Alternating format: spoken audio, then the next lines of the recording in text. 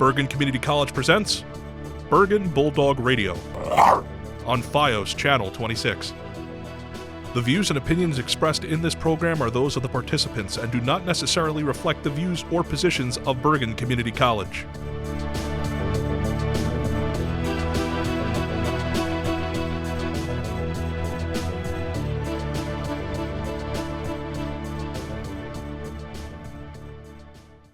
Welcome to Bergen Bulldog Radio for the week of April 17th. I'm your host, Elliot Restrepo. Bergen Bulldog Radio is a weekly news magazine program produced by the radio production class on the Paramus campus of Bergen Community College.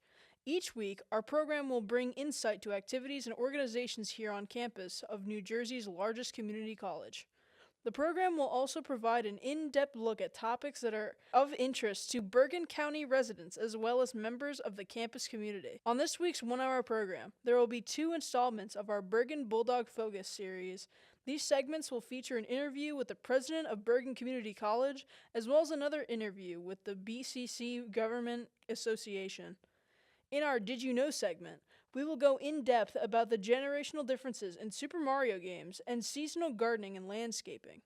We are glad you joined us today. Now, let's get caught up with the latest news around Bergen Community College. I'm Tyler Cribbs, and this is Bergen Bulldog News. New Jersey Senator Cory Booker held a town hall at Bergen Community College following his historic speech on the Senate floor.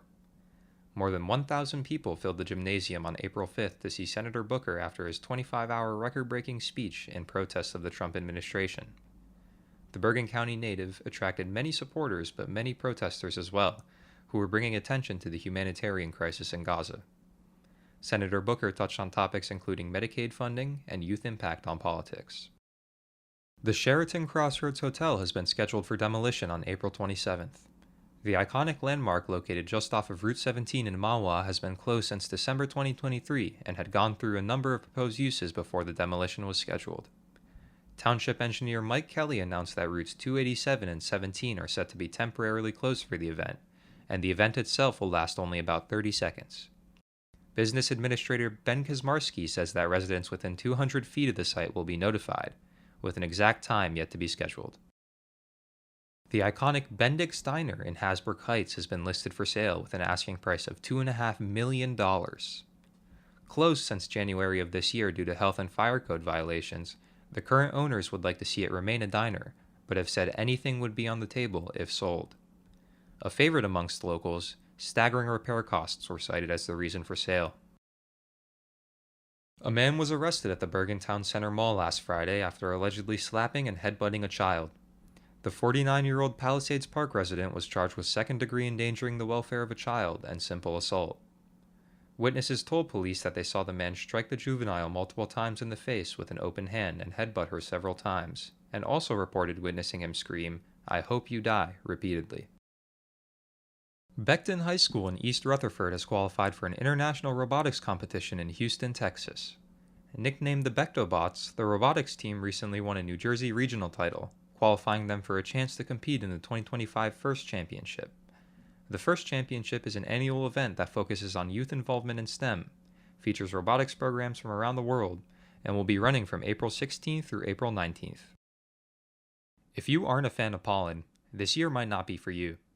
According to Hackensack Meridian Health, the 2025 spring allergy season kicked off with pollen counts 10 to 20% higher than average. Dr. Catherine Monteleone of Rutgers Health says that even adults now are getting the onset of new allergies.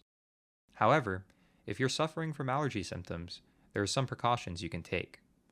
Dr. Monteleone says that starting your allergy medication early and avoiding pollen altogether can help alleviate some symptoms.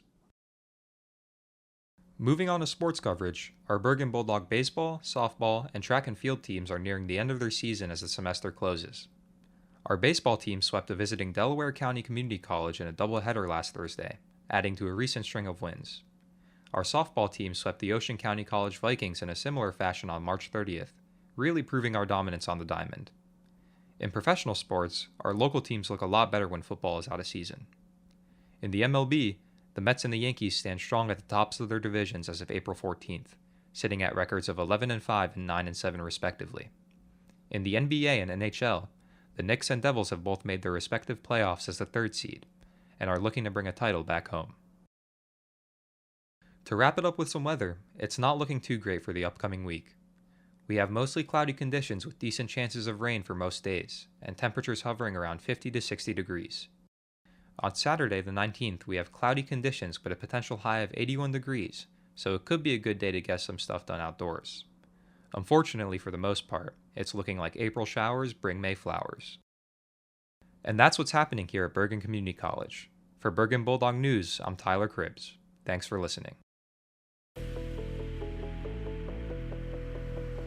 For this summer, if you're planning to drink, to spend time with your friends or family on the beach or your house, remember to plan ahead.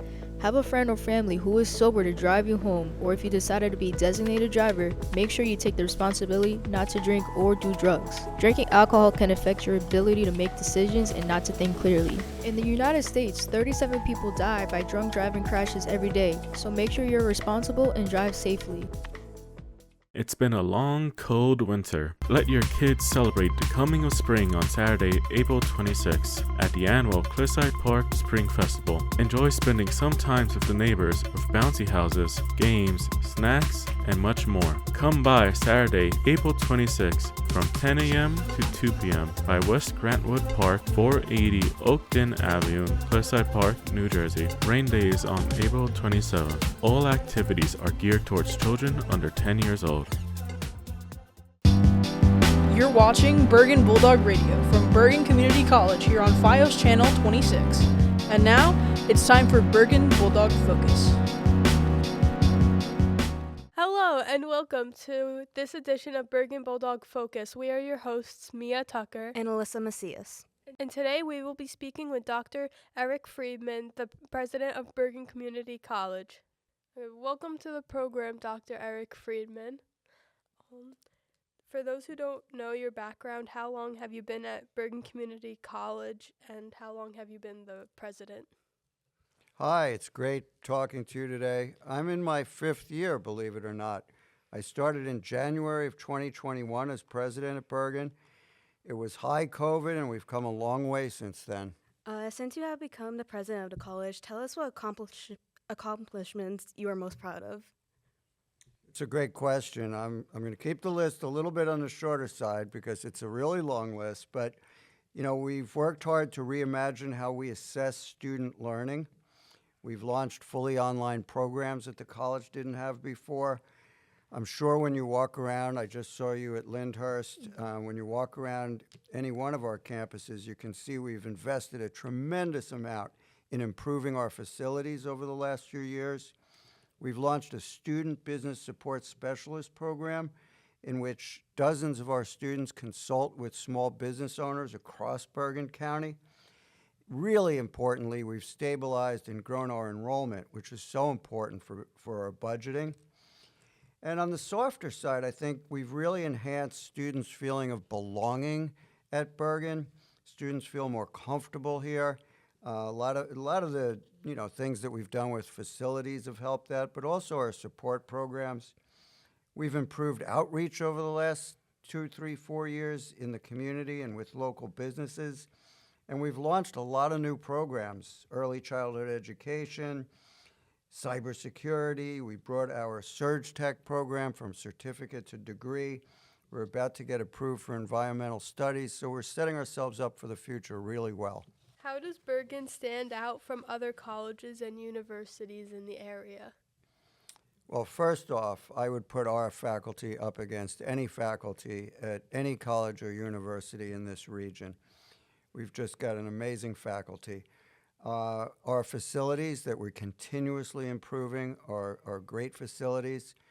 We have acknowledged award-winning support services for our students, and we're working with a scheduling partner, Ad Astra, now to make our already flexible schedules and availabilities even better for students. Like how you said, the faculty, the staff has been very welcoming here for, I think, both of us. Are there any attributes you look for in the staff? Well, firstly, I'm very glad that you said that because that makes me really glad to hear that you enjoy interacting with our faculty and that our staff are supportive as you're moving forward towards your goals. But I look for people during the recruitment and hiring process who want to help people. So I look for people who have as, part of their being that desire to help others. I look for people who are okay with my expectation of continuous improvement. And I look for lifelong learners who want to use professional development opportunities that we offer to continue to learn about their craft and how to serve students and community members. What are the most popular programs of study here at Bergen? So year over year, we continue to see very strong interest in our business and accounting programs, our liberal arts, our biology programs, our entire portfolio of health professions programs, criminal justice, and IT, and now cybersecurity is growing rapidly, the whole IT area. How does Bergen help the associate degree students find job placement after graduation for those not planning on continuing their education at a four-year college? That's a really good question. So we use something called Handshake, which is our online job search platform. It allows our students to conduct job searches across the country, not just in the area or in New Jersey.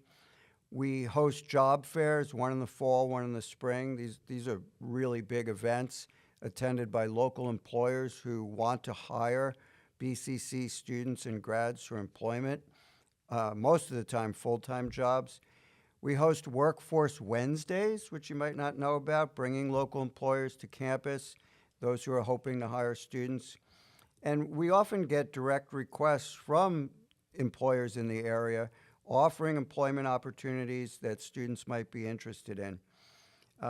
We share those posts, those job posts, with our communications team for social media, for alumni outreach. We have prior grads return, sometimes after many years, and we help them with their resume and their job searches. It doesn't just end the day you graduate. And we have a lot of workshops, resume workshops and others, to help students get ready to start applying and to actually apply for positions. We're having one tomorrow at the Lyndhurst campus, actually, so good timing. We see that you have occasional town hall meetings. Why do you think that is also important? So those town hall meetings and the open all-college forums, the pizza with the president that we have regularly, these are consistent opportunities for what we call participatory and shared governance. So the expectation, the strong expectation from our creditor and from the Department of Ed is that we don't just make decisions, that we hear all of the voices on campus, students, faculty, staff, community members, and all of those voices share in the crafting of policy, review of policy, the building and creating of initiatives. So participatory and shared governance is very, very important for a community college. The town halls especially are a key way that I keep the entire community informed, and I want my time as president to be seen as transparent leadership. I don't want anybody thinking that there's some secret group that makes decisions here. I want, the processes and the decision-making to be clear and understandable for folks so that there's a logic to things, and I want it to be transparent. I want it to be accessible so that people understand the governance processes and the decision-making processes here, and they can participate. That's really important. The college graduation is coming up. Can you tell us about it and how does it feel to preside over the ceremony? Wow, that's graduation. We call it commencement. Is an amazing day. It's the most amazing day of the year. It's the culmination of everything we've done to assist students. The Board of Trustees comes, county government comes. We have keynote speakers that represent all kinds of different areas of society. Why is it an amazing day? It's an amazing day because students come here oftentimes not knowing what they want to major in and what they want to do out in the world, sometimes not even knowing that they can do the program of study that they sign up for, and to see them be transformed and to watch that process of students getting this college self-esteem, like, I can do this, I took that class, I got a B, I did really well, I didn't even think I could get through that class, but students start feeling better about themselves. They see that they can do college and reach graduation. It gives us all an amazing, rewarding sense of having helped people to move forward. And moving up and forward is why we come to work every day. So thank you. These have been really great questions. We want to thank our guest, Dr. Eric Friedman, for being with us today. Our engineer for today's program is Rudy Galindo. Thank you for listening. We hope you enjoyed the program. I'm Mia Tucker. And I'm Alyssa Macias. This has been Bergen Bulldog Focus. Hey guys, I'm leaving. Hey bro, but are you okay to drive? Yeah, I didn't drink that much. April is Alcohol Awareness Month, a time to think about the choices we make. Drinking may seem harmless, but it can have serious consequences.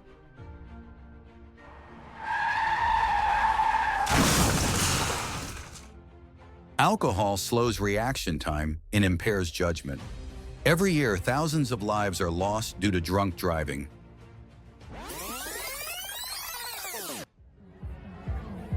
Hey, can you give me a ride? Or maybe call me a taxi? Absolutely. No problem. Don't be a statistic. Plan a safe ride home. For resources and support, call 988 or visit the website, 988lifeline.org. You are not alone.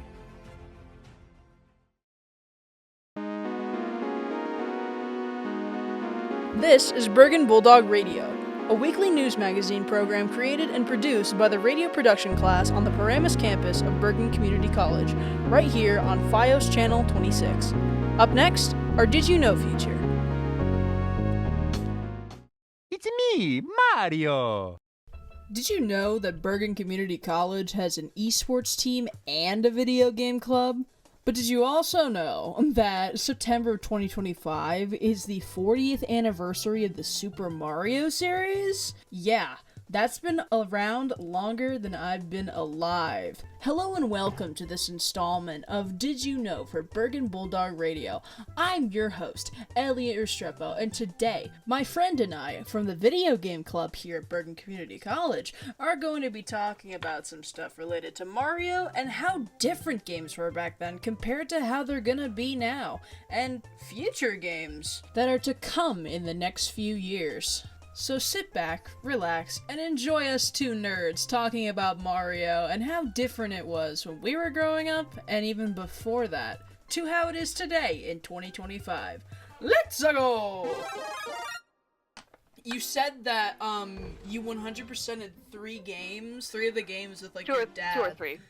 Which ones? Mainline. Do you remember? 3D World and... I figured you, because you said you were a Wii U kid. You grew up with like the Wii U. Sadly, yes. Sadly?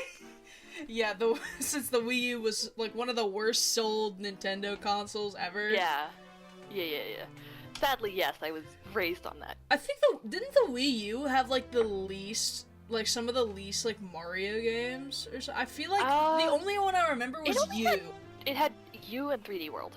Yeah, U and 3D World. I don't think Luigi U counts because it's just Mario U. That's just U but harder. Exactly. But I feel like in green. The 3DS had more technically because it had Mario Maker.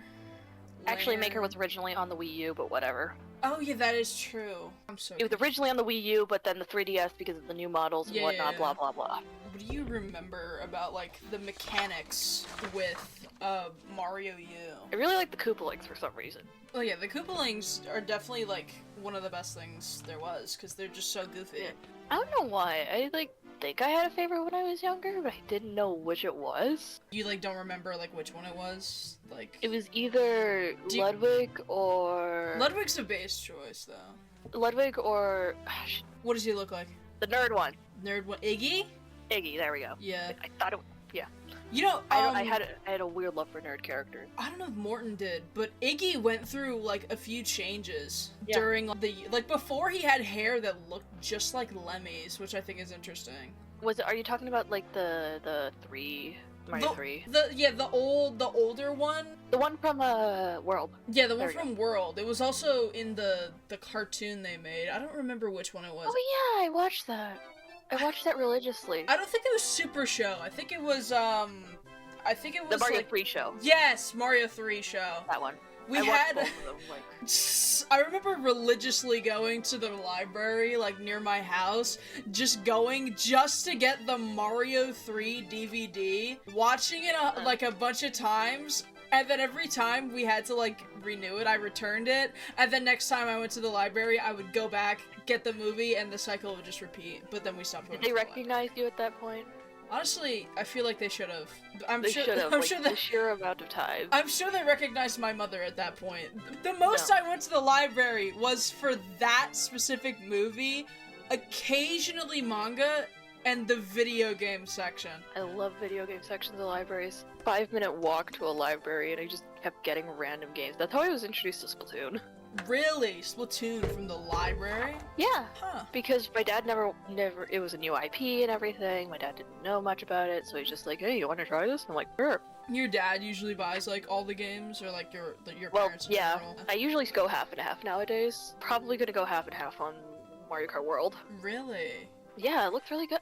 Mario Karts are, like, my favorite games. That is true. Like, Mario Kart World looks awesome. The only issue... Donkey Kong, that's true. I really like it. Really? Yeah. I'm like on the fence, but I'm kind of like when I'm seeing it more, I'm kind of getting used to it, you know? It's because it reminds me of how the illustrations were in like the 90s and everything. That's true. And like if you see like all the marketing stuff and like not like pre-Rare era, they had like one for video game like Nintendo branded cereal. And there was, I think, one for Donkey Kong, and they had that, like, more pre-Rare design, but just kind of like it. Yeah, the new Mario Kart game looks awesome. The only problem is its price tag, you know? Cow. Yes, the Moo Moo Meadows cow. An essential Mario character. It's not even put as, like, Moo Moo Meadows cow or Moo Moo. It's just cow. It's just cow. Mario games, like, compared to back then and like now, seem to be like using a lot of like insignificant characters more often. Fishbones. Fishbones, the bee from Mario 3D Land and World, the crab. I get the Goomba, but like that thing has no arms. It's not driving that cart. I'm just saying. I'm just saying it probably started with like Jamboree. Where they had Koopa and Boo and Shy Guy and all of these like random guys. They had them before Jamboree. They had them in regular Super Mario Party. That game is forgettable. It is, because it's like probably the least interesting Mario Party game. Actually, no. Like, recently. Top 100. Yeah, wait, yeah, you're right. Top 100 is useless. Sorry, I have to mention Top 100. Top 100, honestly, how did they do on sales with Top 100? Like, I feel like they didn't do much. I have a separate monitor for a reason. The list of best-selling Mario games. I'm sure Top 100 is not on there. Top 100 isn't even put on here. I wouldn't think so, because Top 100 isn't it just the Top 100 like mini games? Isn't that the whole thing? And like one like kind of little board mode where you mediocre party mode. No data. No data. Yeah, because it's so insignificant that nobody cares about it anymore. I feel like you tell someone, like, your favorite Mario Party is, like, top 100, and you're like... No, it's not. Did you ever play any, like, DS games, like, on your 3DS? Or just DS, period? New Super Mario Bros. New Super Mario Bros, I definitely feel like... games. I didn't grow... The minigames. The minigames are great. The minigames are definitely great. Luigi Poker is the best thing Nintendo has ever done, and I think they need to bring it back. I'm saying this with all my heart. I played like 2 levels with New Super Mario Bros. I did not care. Luigi Poker. Luigi Poker. Luigi Poker. When I was younger, that was my thing. My brother would have it just like to actually play the game, but when I had it, I would just play like Luigi's tabletop games the whole time, and that's the only thing I do for like an hour or so. Just play like Luigi poker. And he's That like, "Why aren't you unreal. playing any levels?" And I'm like, "Shh, I'm about to get a full house against Luigi." The only thing I have my emulator for is for Luigi poker. That's it. That's it. That's all I use Delta for. It's just Luigi poker, because I feel like Nintendo definitely needs to bring back like mainline games with more like little mini game thing. For like Mario Wonder, they don't really have anything like that. Yeah, Wonder was a step up, I'm gonna be honest. What do you mean by like Play it, what do you mean by like a step up? Well, we went from like the new Super Mario games, Mhm. which were kind of just repeats of the same thing, and That then is we kinda go true. to this whimsy, frolicking in the fields thing. Yeah. I never actually played Wonder. I only like saw too many clips, an entire playthrough. My dad play it. He really liked it. He did. Yeah, I'm not a platformer person nowadays. Did he that's why. did he play like the whole game, or just like Yes. Did he 100% it? I don't know actually. Honestly, the last world of Mario Wonder is actually really hard. For me, at least. I heard it was actually like a decent amount of challenge. I feel like the problem with differences with like Wii and like Wonder, the thing is, like, there's some things that Wonder did that are good, but also from Wii and stuff that kind of removes a little bit OG whimsy and stuff. In like Wii, you could, if you're playing multiplayer, you can pick up people and throw them around yeah. and I throw them remember into doing pits that. and like I remember doing it. it has its own problems too that I think Wonder kind of fixed. Throwing thing, like- yeah, when you got like hit or got an item, you'd get like a lag spike that would like affect everyone. That was a big problem when I was playing with my cousins and my brother that weekend. That was a big problem. While my guests would prefer to remain anonymous, I'd like to thank them for joining us today, and thank you for listening. We hope you enjoyed the program. I'm Elliot Restrepo, and this has been Did You Know? And hopefully, now you know a bit more about Super Mario. See you next time! Bergen Bulldog Radio was engineered and edited by Megan Alvarez. Bulldog Focus and Did You Know segments by Alyssa Macias, Mia Tucker, Tyler Cribbs, Jeffrey Eisler, Elliot Restrepo, Rudy Galindo, and Shelley Carpio. This week's newscasters were Tyler Cribbs and Jeffrey Eisler. Welcome to the Bergen Bulldog Focus portion of our Bergen Bulldog radio show. Today I'm joined with the Director of Student Life, Gregory Fenkart, and Vice President Joelle Lewis from the Student Government Association. Thanks for joining me today, guys. I really appreciate you being here. Thanks for having us. Thank you. So I want to use today's interview as a way of introducing the Student Government Association for people who might not know about it around campus, and try and get more people involved. So first and foremost, what does your role look like at Bergen? And what are your like day-to-day responsibilities, and how difficult do you find balancing it with your student life?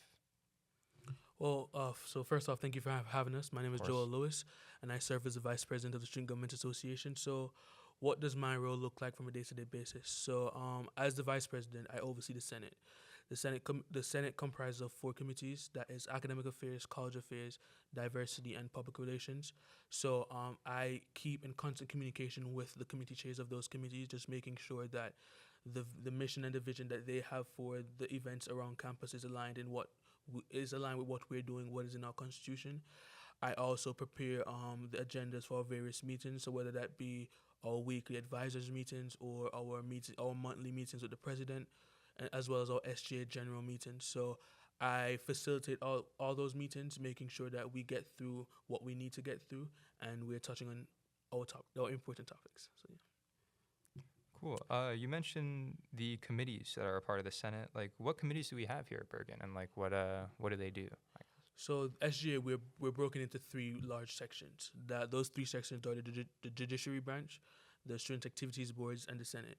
The Senate is comprised of 4 committees, as I mentioned earlier, and it is overseen by myself. The Judiciary Board, it's overseen by the Chief Justice, as well as the Student Activities Board, which is overseen by the Treasurer. The Student Activities Board is a board that focuses on campus engagement and getting like events and initiatives around campus that the students want to see. We want to increase that campus spirit type thing, so we are making sure that we're listening to what the students want, and we're trying to output that. And I can say that the treasurer this year, along with his team, has done an amazing job with just making sure that we're just making the campus lively. We've had a series of events. I just want to mention our most notable, the one that's upcoming. I think on April 24th we have a Wonderfest put on by the by the SAB board, but it's a Bergen Community College carnival. So if you're able to come out, it's from 2 to 6, I believe.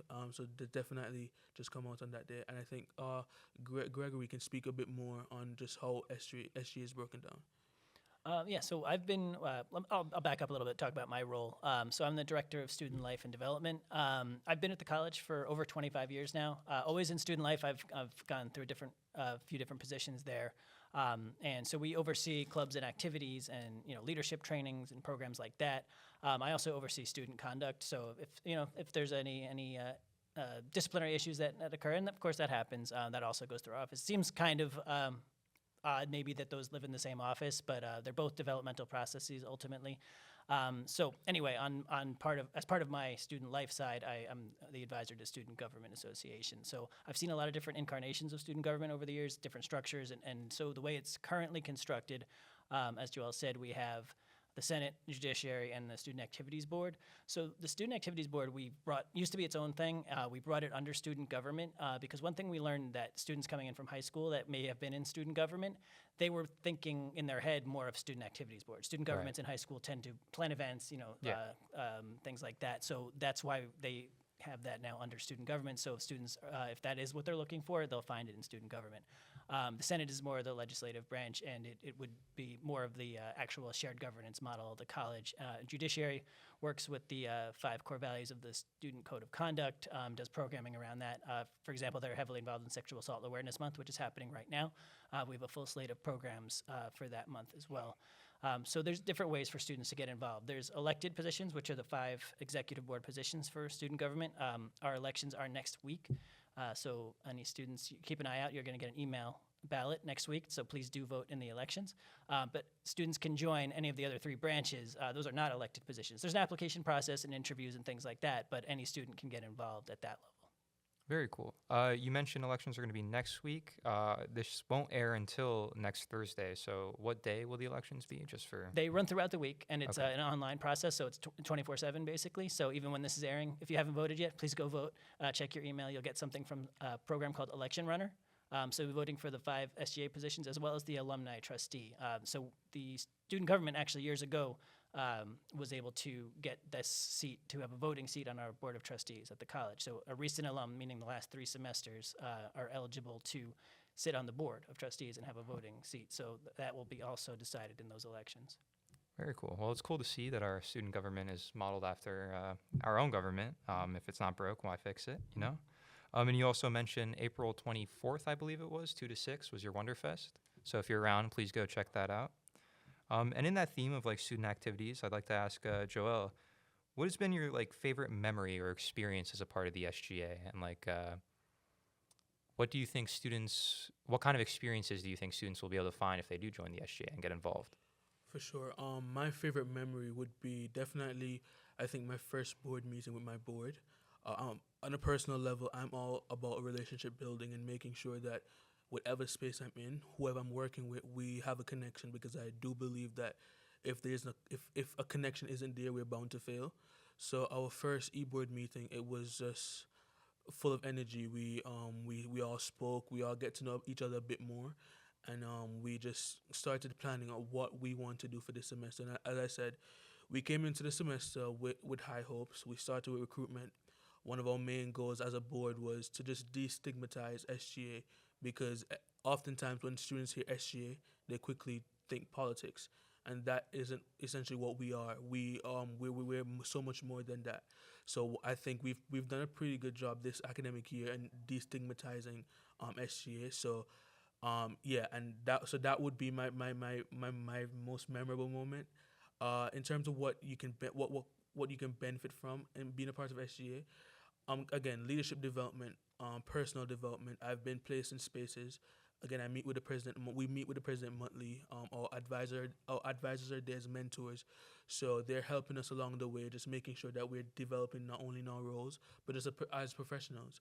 We have one-on-one advisor meetings with personal advisor. My personal advisor is Gregory here, and our meetings can go so many different ways. Our meetings could go talking about SGA business, but it could also go talking about personal business and how he can help me in any aspect of my life type thing. So that is a benefit. There's also a benefit of SGA being reflected on your transcript. We are through our different initiatives and our events. We offer service learning hours, so you could once you accumulate a minimum of 10 service learning hours, that is reflected on your transcript. So that's another benefit to it, I would say. Very cool. So if a student, after hearing all this, wanted to become involved in the Student Government Association, what steps should they take? And are there applications they have to fill out? Or Yeah. So the next recruiting cycle will be in the fall. If any students are interested, even today or over the summer, reach out to the Student Life Office first. So student government will be around in the summer, but only the exec board typically. So you can reach out to student government or through the Student Life Office because we work all summer as well. So, but in the fall you'll see a bunch of different recruiting events and then announcements in the Bergen Daily flyers. There will be an application that's posted. Usually during the first 2 weeks of school, we have club days. So SGA will be recruiting there. They'll also have a dedicated recruiting event where you can kind of meet them and just see what they're about. And then, like I said, there is an application, but there's different levels of involvement. You can serve on committees, even if you're not in SGA. We'd love for everyone to join, but sometimes people don't want to either be a full senator or they can't, make the schedule work. But you can still serve on some of the various committees. So we really do want it to be shared governance. That's something that the college takes very seriously right now. And as someone who's been here as long as I have, it's great to see this current administration. As Joelle mentioned, they get to meet with Dr. Friedman every month. And this particular administration is very, very in tune with the student voice. Shared governance is not just lip service here. It's an important part of what we do. So, very nice. So if you want to get your voice heard, you heard it here first. Join the Student Government Association and get involved. And to cap it all off, I guess, for either of you guys, do you have any goals for yourself or the Student Government Association that you'd like to accomplish in your time here, or things that you've already accomplished that you want to share and highlight either on your own or as a SGA board? Well, as I mentioned a bit earlier, my term is coming to an end in the next few weeks. So some of our goals that we had as an e-board and even personally coming into this year was one, again, as I said earlier, reducing the stigma around SGA. Two, just making sure that we are collaborating with multiple organizations on campus, off campus, and the student groups around campus, and I think we've done an exceptional job when it comes to that. As we spoke about our carnival that's coming up in April, we have 16 clubs that are part of this campus that are participating in that carnival. We've collaborated with a bunch of external organizations when it comes to toy drives. The judiciary branch did a toy drive where they donated within the last semester and this semester approximately over 200 toys. We did a food drive where we donated over 300 food items to the Bergen Kids Pantry. So I think we've definitely exceeded the goals and that we set out for ourselves at the beginning of our tenure. So that in regards to SGA, that is our goal. As it relates to personally, when I came to Bergen, I just wanted to get my 2 years over with and then just move on to the next steps. However, I quickly realized that that's not what I want for myself. So I got involved. I started off as a president for the Black Student Union, and then I moved into leadership in SGA and just different organizations and stuff like that. So I think my time at Bergen is coming to an end. I really enjoyed my experience here. I've had great mentors along the way, great people to guide me just in the right places. So I just want to take this time to, thank Greg, thank our advisors, thank for President Friedman because he's been so accessible to us ever since coming into our tenure, and he's offered a tremendous help to this current Student Government Association. So I really want to just highlight that. So yeah, thank you. Cool. Well, no, I'd like to thank you guys for coming and taking your time and just telling us all about the SGA. It really sounds like if a student wants to get a step forward in their academic career, one of the best steps they can take is joining or getting involved in the Student Government Association. I'm glad I could help you guys get the word out. This has been Bergen Bulldog Focus with Tyler Cribbs today, here with Director of Student Life Gregory Fenkart and Vice President Joelle Lewis, and thanks for listening. It is estimated that 1 in 5 Americans will develop skin cancer in their lifetime. That is 9,500 people diagnosed every day. Who says that can't be you? Luckily, it's not hard to check for signs yourself. This May for Skin Cancer Awareness Month, do yourself a favor and perform a skin self-exam before it's too late. For more information, visit skincancer.org or at skincancer.org on social media. Are you ready to immerse yourself in the vibrant rhythms of Afrofest? Join us at the Afrofest Experience 2025 in Newark. Celebrate African culture with live music, dance performances, and traditional cuisine. It's an unforgettable journey through the heart of Africa right here in New Jersey. Mark your calendars for May 2nd and 3rd, 2025 at the Origin Restaurant and Lounge in Newark, New Jersey. Events kick off at 6 p.m. each night. Tickets start at $30 and are available now at eventbrite.com. Don't miss this cultural extravaganza. Hello, I'm your hostess Victoria. And I'm Kenneth. This is the Bulldog Bus, and we are here with the most viewed pop news of the week. Let's get started with movies. Last week on March, we saw the release of Disney's new live-action Snow White, trailing more drama than a poison apple, from cast clashes to dwarf debates and Rachel Zegler's spicy takes on the original film. It's been a roller coaster for everyone. Zegler shined in the lead despite backlash over her casting, and critics give it a chilly 47% Rotten Tomatoes. Yeah, that's pretty rough for the movie. In my opinion, Snow White carries a lot of tradition, but honestly, sometimes it's refreshing to break away from the same old. Our neighbor, Rachel Zegler, she's from Hackensack, I think? Yes. And she has faced a lot of hate just because of her ethnicity? In the city. Yes. You got it. And of course, I'm a Latina woman too, so I truly feel for her. I just hope she doesn't let the negativity dim her shine. She's a great actress. I think she did a good job. I cannot say the same about Gal Gadot. I've heard a lot of critics about her performance. Yes, I don't think she was honestly, I don't think she's a good actress in general, but I don't know. Who am I to say that? I mean, let me think. I think the only movie really I can say I've seen her in would be Wonder Woman. Exactly, that one I think was good. Yeah, I liked the first one. I watched that. But the rest, I don't know. I don't remember her in other things. I think she doesn't have much character. She can't play as many roles as other people can. Yes. Because I think the last Snow White movie we had was Maleficent, way back, and that was Angelina Jolie, and I think she did a great job. Yes, she was great. Yeah, she was great. She was great, but Angelina can do anything. Yeah, she's just a great actress. That's not fair. It's not fair. With Snow White, we are also having the Dark Force back to the big screen. Star Wars: The Revenge of the Sith returns to AMC theaters on April 25th to celebrate its 20th anniversary. We will be able to relive the most iconic moments of Star Wars history. Also, didn't you say it was your birthday around then? Yes, it's my birthday. April 25th is my birthday, and I think I'll celebrate with Star Wars at AMC. Maybe, I don't know. Whether you're a longtime fan or new to the galaxy, this is your chance to experience the power of the dark side like never before. Did you ever watch Star Wars growing up? Yes, I watch it. I have an older brother, and just because of his influence, so I fell in love with the whole cinematographic idea. It's great. It's a great series. Kind of sucks. The last couple movies haven't been as good as before. Yeah. But you gotta hold out hope. Exactly. It's a lot of expectations. I think it's hard to. Like the first ones, the Revenge of the Sith, it's amazing. So it's hard. Yeah, and then let's see. We got Sesame Street, because who doesn't love Elmo? We got the latest star to join him to teach about gratitude is none other than SZA. Yes, I love SZA. The Kill Bill singer herself shared with Elmo that the best attitude is always gratitude. Oh, so touching. I gotta be honest, as a kid, I'd always envisioned myself as one of those big celebrities there. Because, you would always love, as a kid, you're like, I want to meet Elmo. So, if I'm an adult, I can't lie. I would love to be on the show. Yeah, for sure. No, I love that. And honestly, when I heard that SZA was joining Elmo, I was like, SZA, really? Because she's not, I don't know. You wouldn't expect her to be in there with it. That's not who you would think. I don't know.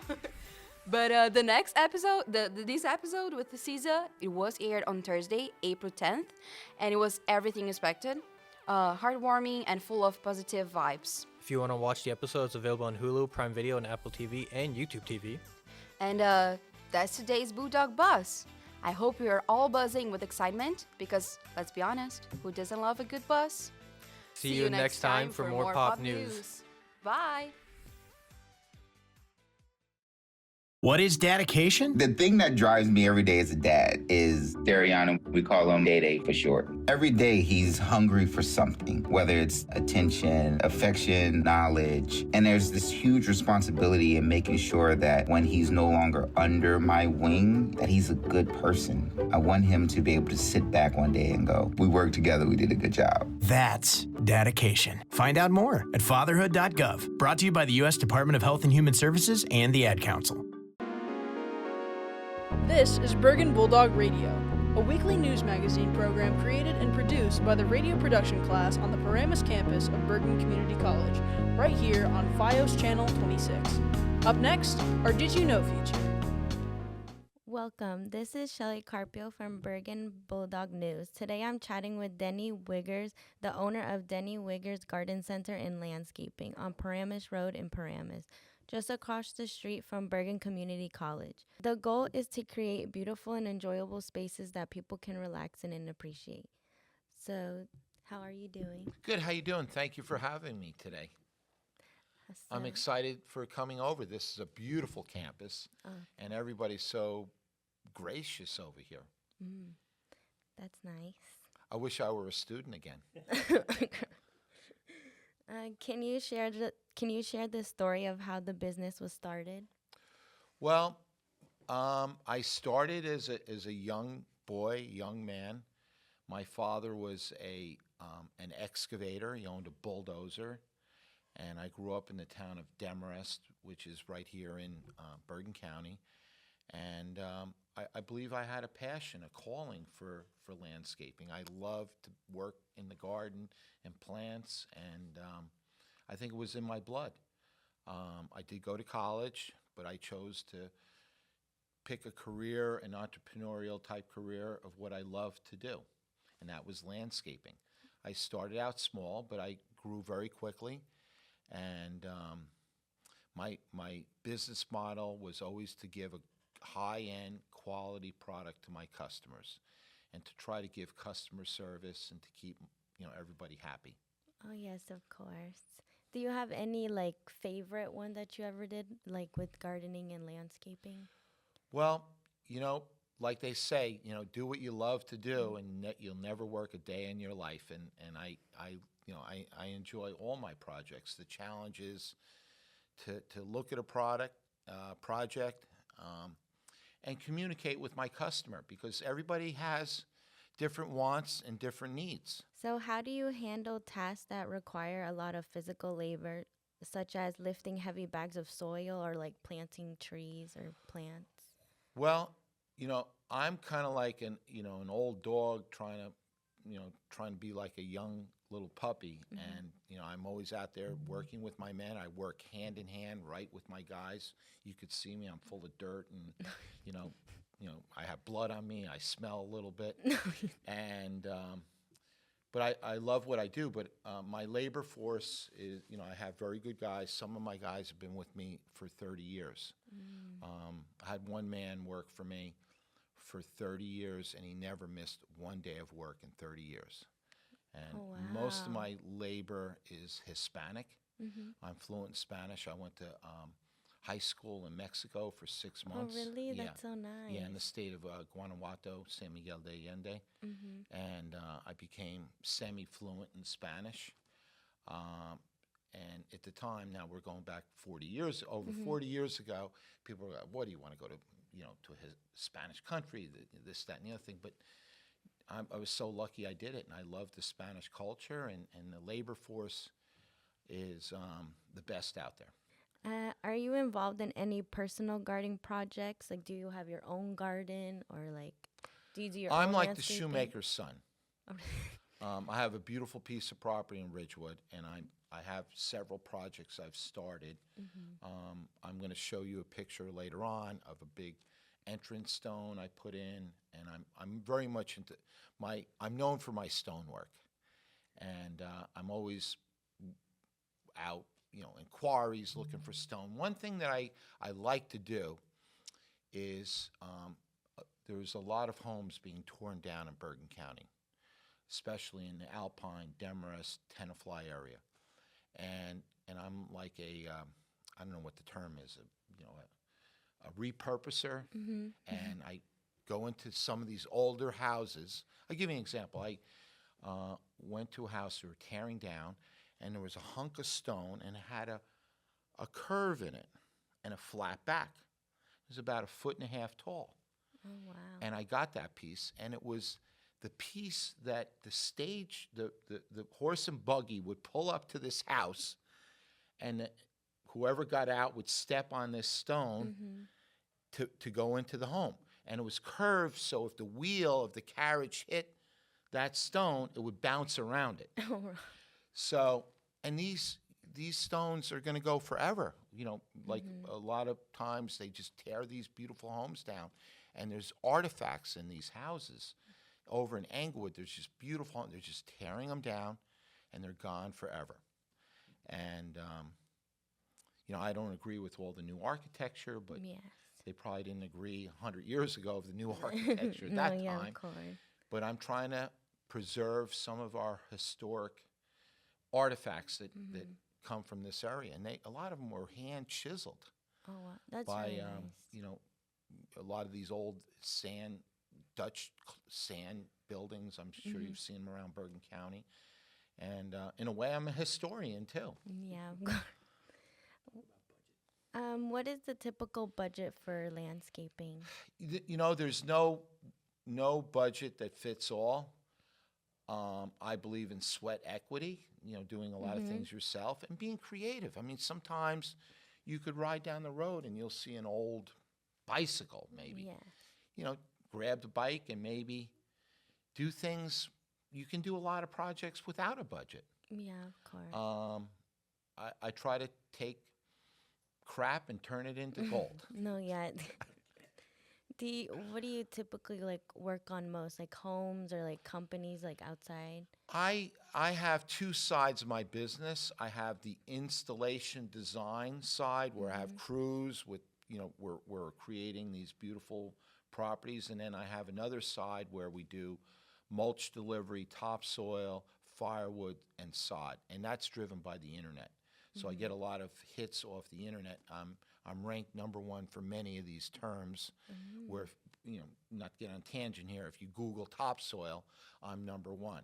And then people will call me, and a lot of times I'll go out to deliver the soil, and then that will lead to other work. So it drives business for me. So I have two sides of my business. No, yeah, of course.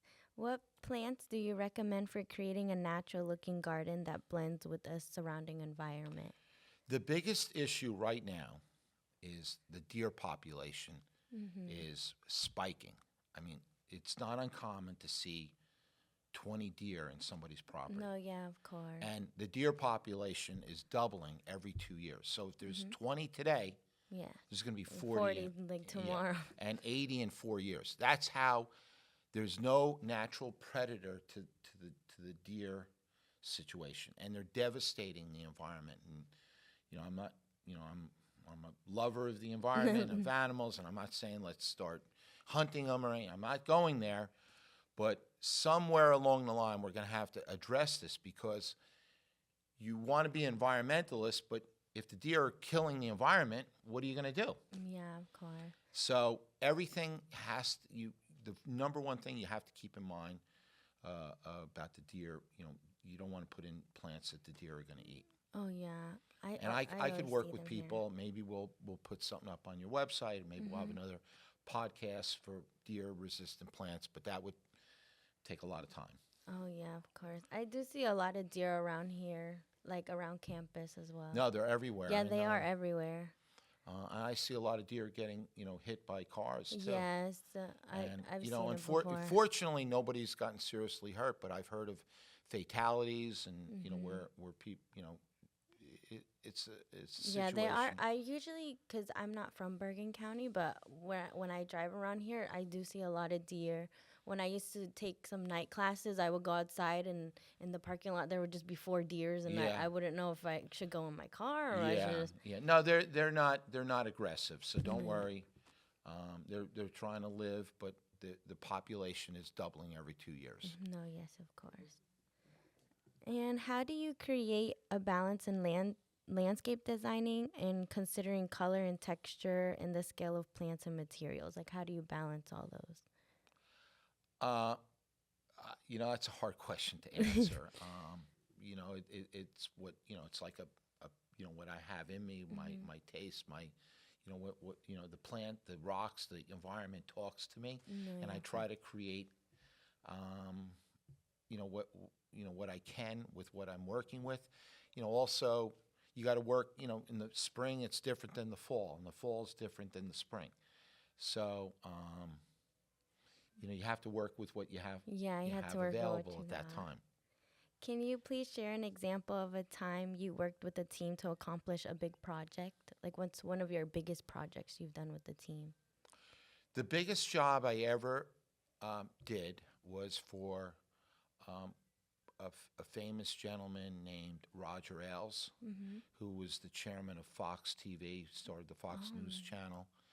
And that was a $1 million+ project for me. Oh, wow. Congratulations. Yeah. And he believed in me and gave me free rein. He was tough. He was a tough businessman. Oh, really? Yeah, because he ran the biggest network TV in the world. Oh, yes. I watched that.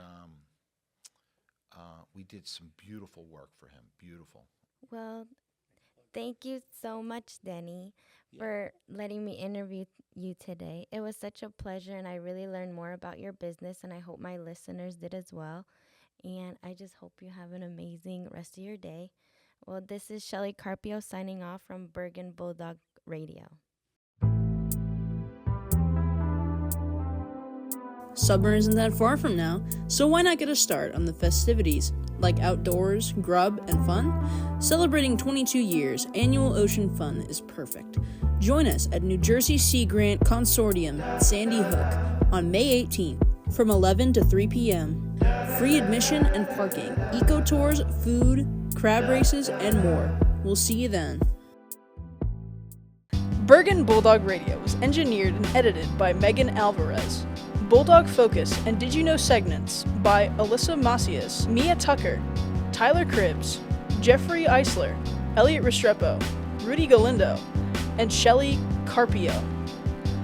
This week's newscasters were Tyler Cribbs and Jeffrey Eisler. Bulldog Buzz and Bites, written and produced by Megan Alvarez and Brianna Martinez. Our Bulldog mascot is Jameson. If you miss any portion, this program will be repeated at various times here on FiOS Channel 26 throughout Sunday, April 20th. The next edition will air beginning Thursday, April 24th. The executive producer of Bergen Bulldog Radio is Professor Robert Williams. I'm your host, Elliot. Thanks for joining us on Bergen Bulldog Radio.